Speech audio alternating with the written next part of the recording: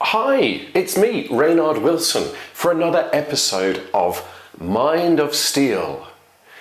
This, as you may be aware, is the series dedicated to the prognostications, the wisdom, the insight, the magisterial, professorial wit of one man. His name is Mark Steele, and if you'll give me your attention for the next few minutes, we'll follow into his world and find out what he's been doing. Perhaps the greatest achievement a man might achieve is in the world of academia.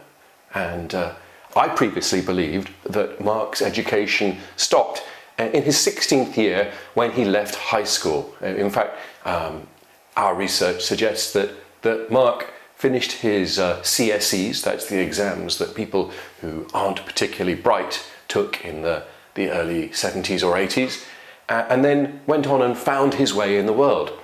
But no, new evidence comes to light via the Robert O. Young podcast that Mark Steele now has a doctorate. We don't know what subject it's in or which institution granted him this great honour, but I think we can be sure that if it's on the Robert O. Young podcast, it can't possibly be entirely made up or nonsense. And Robert O. Young, you might know, is a naturopathic nutritionist famous for his books advocating alkaline diets. And I would love to have me some alkaline right now. But what's Mark doing today on this august and important of institutions, the Robert O. Young podcast? Well, he's here to talk about something that I think has been bothering all of us, and that is 450 nanometer light, blue light. Let's hear what Mark has to say about this terrifying subject. The 450 nanometers frequency, which is interesting enough, 666 terahertz. I'd been speaking about 450 nanometers, and there was a scientist from France, Pierre, contacted me. I did a talk at the AV9 conference on 5G. It was well before I realized about the spiritual aspect of what we're actually up against. This is why Mark is so much better than normal scientists. Your average science nerd is concerned about stuff that's a bit too mundane for Mark. Things like statistical significance, lines of best fit, reproducible results, publication in sober journals of scientific record. No, Mark doesn't care about any of that. He goes straight to what really matters when you're a scientist, which is the spiritual significance of what we're doing. And Mark is, I hope, going to explain to us the spiritual significance of 5G and its connection to this 450 nanometer light, of which we're going to hear a little bit more about. And I'd spoken about this 450 nanometers frequency, and Pierre contacted me, said, Mark, why do you talk about 450 nanometers? And I said, well, it's in there somewhere, and I haven't measured it, but it's... If you haven't measured it, how do you know that it's in there somewhere?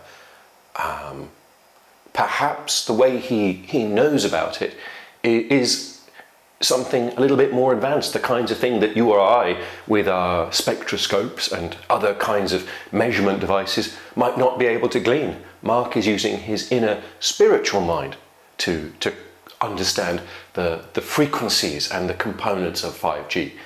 Perhaps that's why we can never truly understand him with our materialist scientific brains. It's because we're just not on his frequency just yet. But perhaps if we stay watching Mark, if we continue to love and adore him in the way that I'm encouraging, we will eventually become on his level. One could only hope. I don't know. I don't know why I said 450 nanometers, but where does any of that actually come from? Where does it come from? I just want to know. If only we had some way of knowing which device or machine was causing this emanation of 415 nanometer light that's got Mark so worked up about it. Perhaps there was something we could do, like maybe look at a thing and say, oh, that's a bit blue. If that were possible, then yes, we'd have a way of solving this mysterious riddle. But I guess we can't. I guess we'll never know, unless, of course, in the next few seconds, Mark Steele unfolds this particular riddle. Go on, Mark, give it your best shot. But I was intrigued when he said it was 666 terahertz. So I calculated it up and I came back with 668, but I'd made a mistake and it was actually 666 terahertz. And that's the first time. According to my copy of the Holy Bible, exposure to light of this frequency is basically the same as being exposed to the devil. Admittedly, my copy of the Bible has been scrawled upon in with wax crayon by Mark Steele himself, and so I can't actually vouch for that being any real philosophy or theology that might represent any of the world's major religions. But I think it is what Mark believes here, and maybe Mark will tell us what the further implications of this shocking, mind-blowing revelation is likely to be. I read this paper and it just bounced out. It was about the 450 nanometers, how it activates the carbon nanotubes to release whatever payload they have in them. I believe the payload's some sort of neural link type technology, but all interconnected with the 5G network. That one of the parts of the weapon is the pulse modulated light.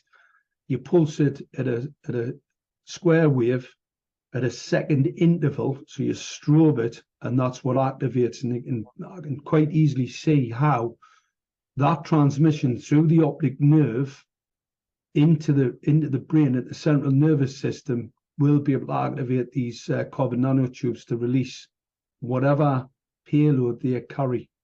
666 terahertz light unlocks a carbon nanotube, and inside the carbon nanotube, a payload. And that payload, a substance of such evil.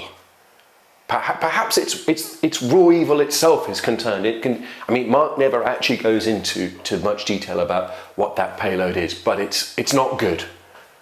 No, sir. It's going to be a bad one. If you have that payload opening up in your, eyeball, expect to have a few bad days. Or the rest of your life is going to be one of extreme misery. What can you do? Well, just don't walk under a flashing light, maybe, provided it's the flashing light of this specific frequency that Mark is so concerned about. But maybe there's something else you can do. Maybe the brilliant mind who was able to detect this evil plan also has a solution. And it's a solution every bit as cunning as the man himself. Go on, Mark. How are we going to solve this problem? I want to know. And only you can tell us, Mark. Only you can tell us. Please tell us, Mark, please. Is what we are now doing is invoicing them since 2019. Genius! An invoice. Why didn't I think of that? If we invoice them, they can't possibly shine 450 nanometer light at us anymore. Going back to local authorities and saying, I've paid you these taxes over this period of time, and now realise that you are a domestic terrorist organisation working for an international terrorist group, the World Economic Forum. All the net zero, all that narrative, it's all coming from Davos, it's all coming from Klaus Schwab and the WEF. Not just any old invoice, but an invoice with a load of conspiracy nonsense stapled to it. This is shaping up to be a brilliant plan. We know it's terrorism, we know it's a political agenda, the whole climate change issue, all organised by the defence industry using stratospheric aerosol injections and ionospheric radiators. So the whole thing's made up, and that's to cause you significant harm and detriment. That's the definition of terrorism. I wonder what dictionary Mark is getting his definitions from. I suspect it might be the exact same crayon-scrawled document where he gets his science and philosophical insights. I don't actually think that is the definition of terrorism. But let's just agree to disagree for the purposes of this important and insightful discussion we're having. Because it's terrorism, you write to them and you tell them you want payment back. Because what happened at first, we had a lot of people sent them the documents, just stopped paying them. They just never come back. They don't want to fight it in a court because we're far too early. Well, this way, we can still get them into a court because you send them a small invoice.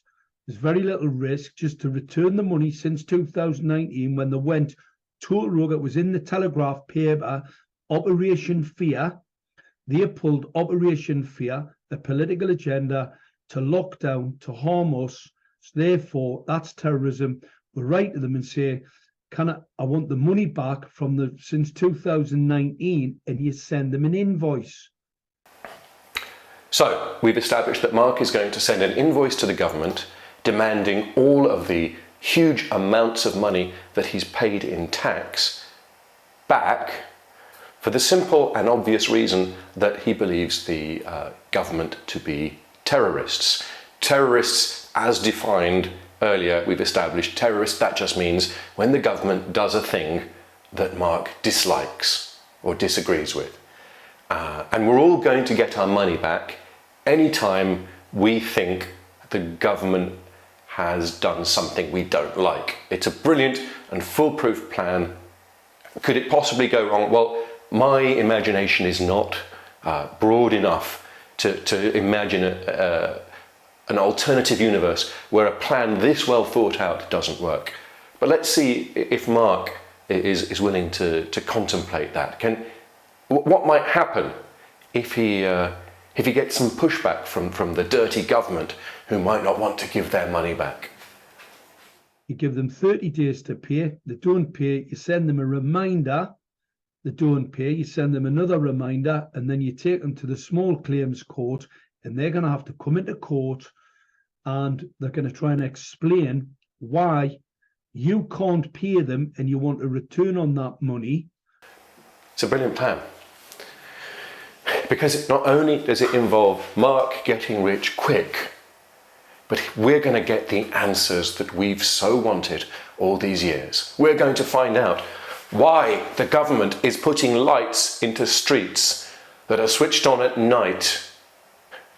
And there's nothing they can do to get out of telling the truth this time, because Mark has thought of everything.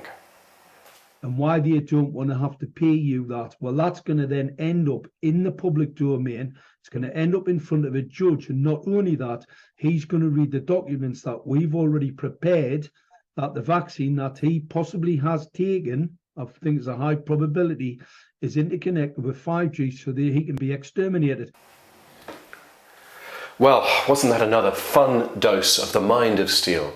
Perhaps you and I can all be better human beings because of what we've learned today. And what have we learned? Well, we've learned about Mark Steele's intriguing doctorate from a university whose name is never spoken, in a subject that cannot possibly be known, but it's there on Robert Young's Rumble page, so it must be real.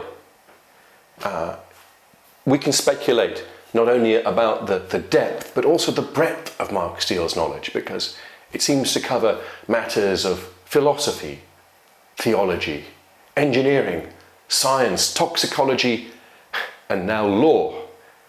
Every single one of these fields is like a plaything to Mark. He seems to move so effortlessly between them, whereas some of us spend an entire life studying just one field, and we're still gripped by the insignificance compared to the vast amounts there is to learn. But for Mark sees no such problem. He just makes pronouncements that I'm sure will turn out to be true.